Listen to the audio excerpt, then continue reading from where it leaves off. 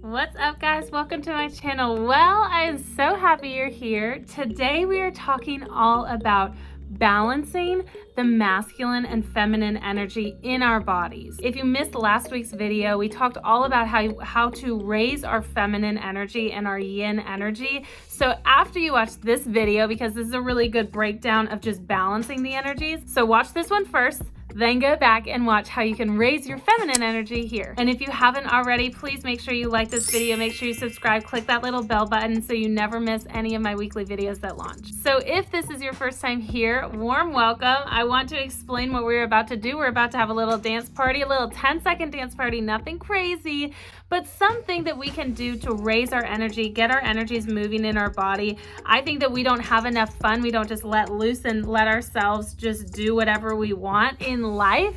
So this is your opportunity to take literally 10 seconds and have a little party. So get up wherever you are. If you're driving, if you can't get up, make some energy in your seat, but let's have some fun.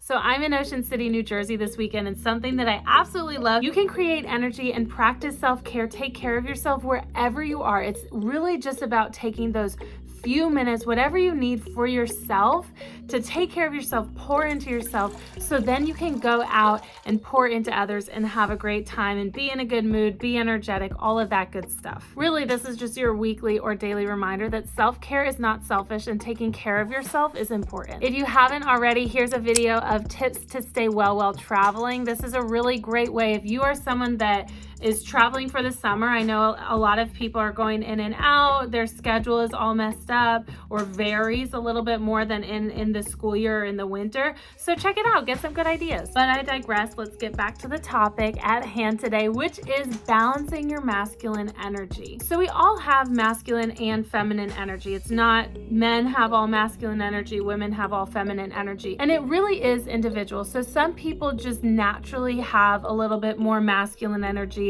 or a little bit more feminine energy. However, it is very easy to become unbalanced, especially in society today.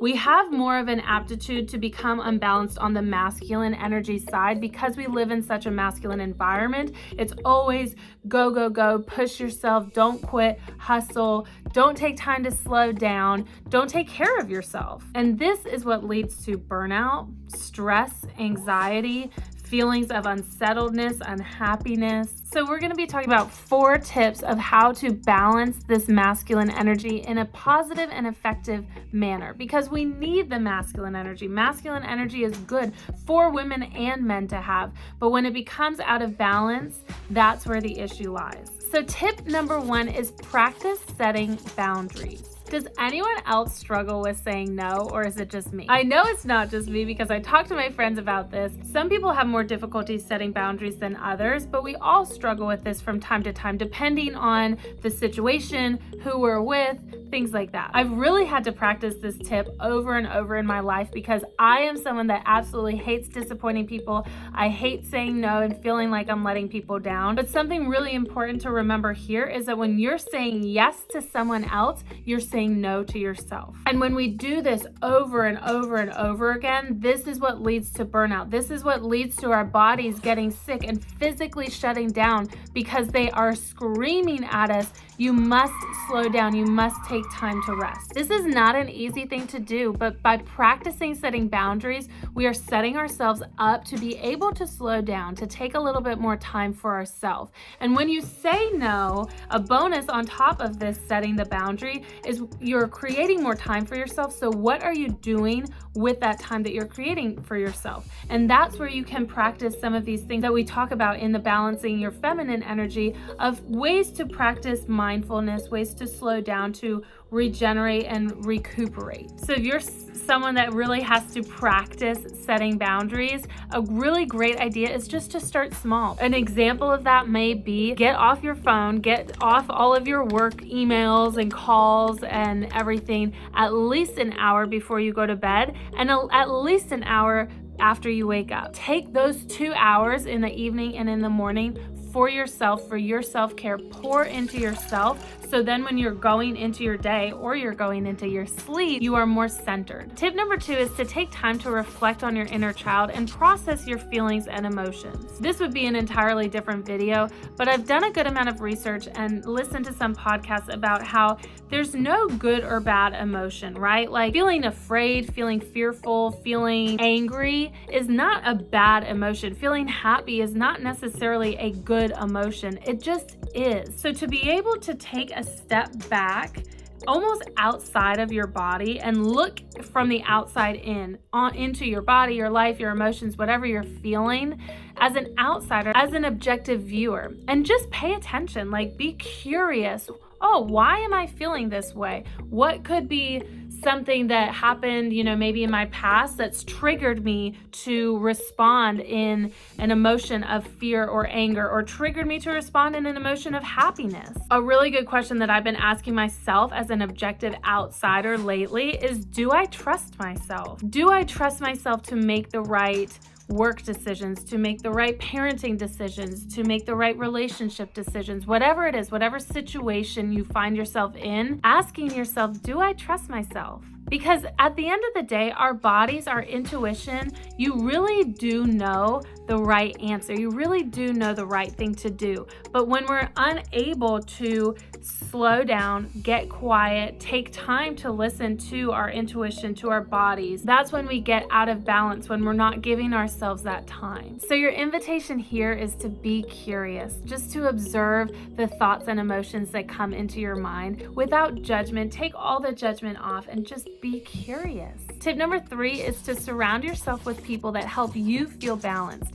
Most often, this is going to be people that are balanced themselves. Have you ever hung out with someone and felt you're physically getting more tired the longer that you hang out with them, or you're physically getting more angry or anxious or stressed out or something like that? These are people that drain your energy, and it's nothing against them. We're not here to judge or try to change or fix them. We're here to take care of ourselves. So to the best of your ability, be very careful with who you choose to surround yourself with.